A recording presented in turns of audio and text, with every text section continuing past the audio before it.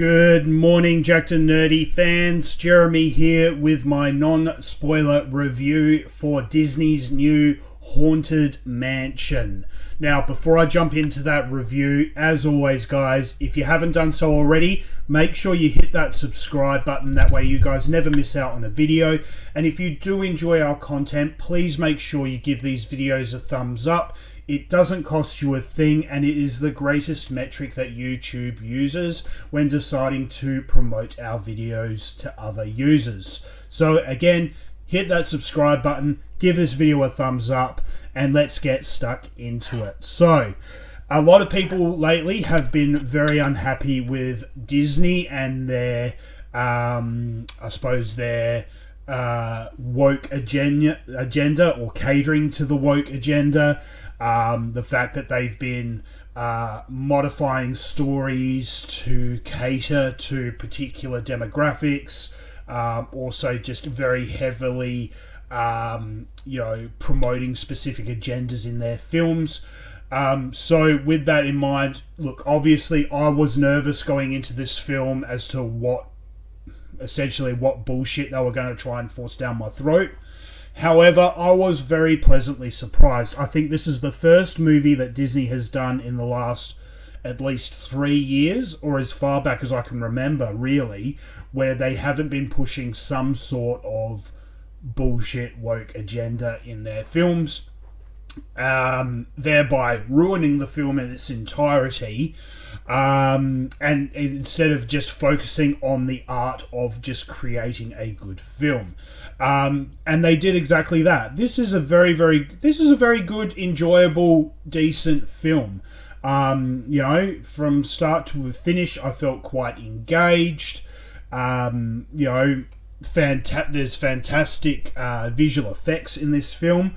As you've probably seen in the trailers, the visuals of the different ghosts and things are all really, really well done. Especially the main antagonist. I thought they did a really quite good job with him.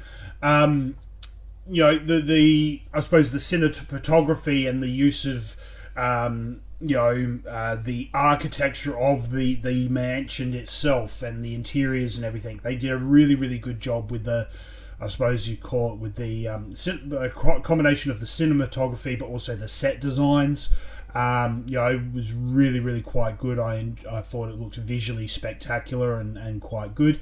I like that they set the entire film in Louisiana, where there's a lot of this type of, I suppose, supernaturally kind of elements.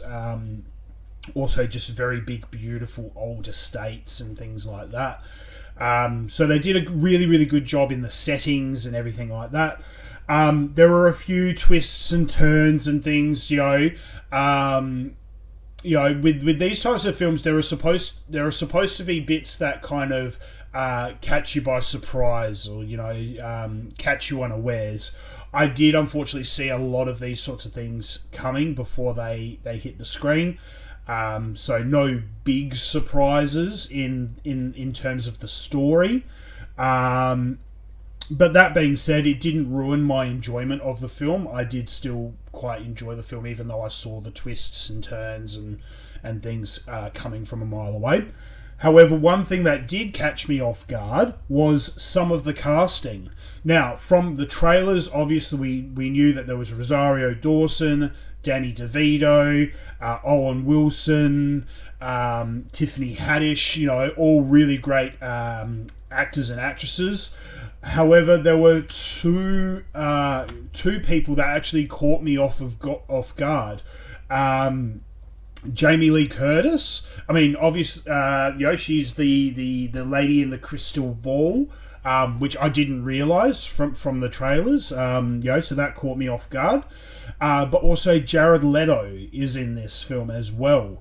I'm not going to give away the characters or anything, the character he plays or anything. But I was very surprised that Jared Leto was in this. So I didn't realise. So that was really, really good. I also want to take my hat off to LaKeith Stanfield. He played one of the leads. He did. I'm not overly familiar with his work. I don't think I've seen him in much else. But he did a fantastic job in this film. I actually felt really quite connected to his character. So big, I'll take my hat off to him. He did a fantastic job. But obviously, for me, the biggest draw card was Rosario Dawson. I think she's an absolute treasure. I absolutely love her in almost practically everything that she's in. So big thumbs up to Rosario Dawson. So that was all good there.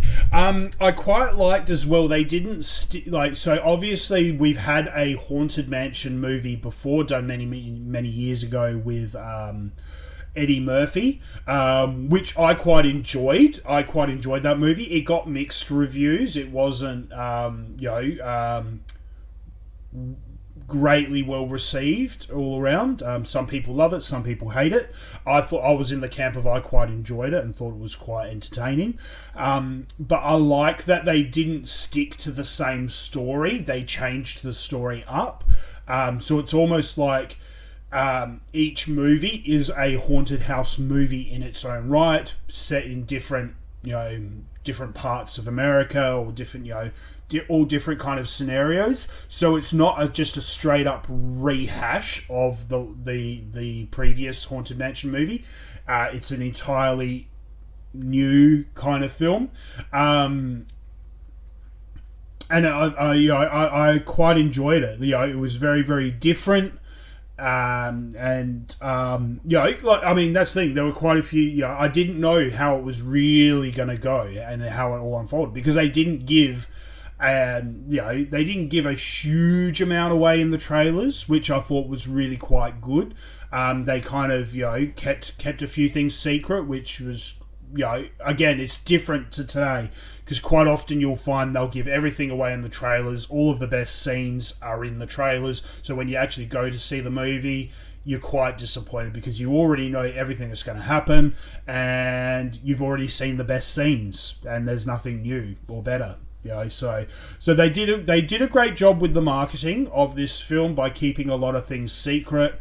And not giving away the entire story or plot points or anything like that. So, like I said, going into this movie, I was a little bit trepidatious or cautious.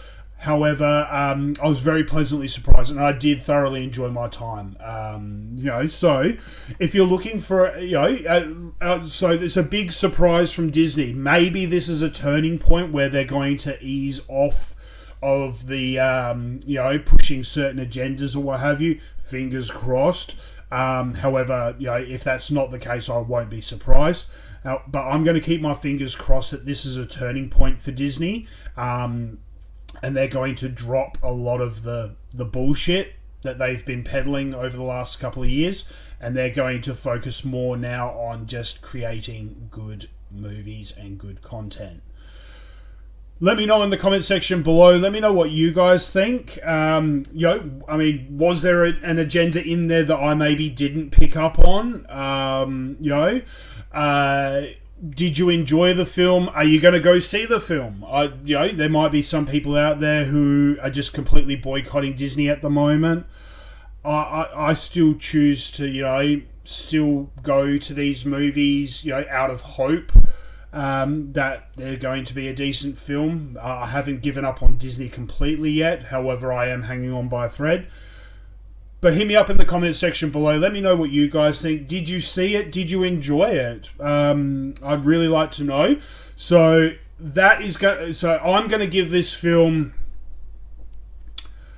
I'm going to give it a 6.5 to 7 out of 10. Like I said, I enjoyed myself. It's definitely not going to be like the best film of the year. Absolutely not by any stretch. However, I thoroughly enjoyed myself. It was worth the money. I had a fun time, and that's it. So I'll give it a 6.5 to 7 out of 10. At the moment, it's got an IMDB score of 6.2 out of 10 and a very low Rotten Tomatoes score of 38%. I hope that score picks up. I really do, because I think it's worth way more than that. But we'll just have to wait and see. The more people go out and see it, and review it, I think the better. So for now, I'll leave it at that. Guys, make sure you hit that subscribe button. We got heaps more content coming out over the next couple of weeks.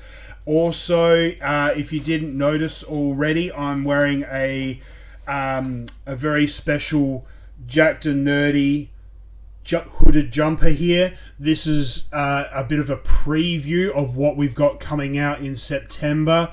We've got lots of awesome, little surprises coming out. So this is just a taste, but make sure you hit that subscribe button so you don't miss out on our big announcement that will be coming out on the 1st of September.